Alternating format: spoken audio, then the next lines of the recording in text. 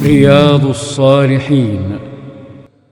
عن ابن عباس رضي الله عنهما قال: كنت خلف النبي صلى الله عليه وسلم يوما فقال: يا غلام، إني أعلمك كلمات، احفظ الله يحفظك، احفظ الله تجده تجاهك، إذا سألت فاسأل الله، وإذا استعنت فاستعن بالله، واعلم أن الأمة لو اجتمعت على أن ينفعوك بشيء لن ينفعوك إلا بشيء قد كتبه الله لك، وإن اجتمعوا على أن يضروك بشيء لم يضروك إلا بشيء قد كتبه الله عليك.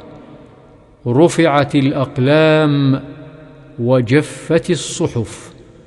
رواه الترمذي وقال: حديث حسن صحيح.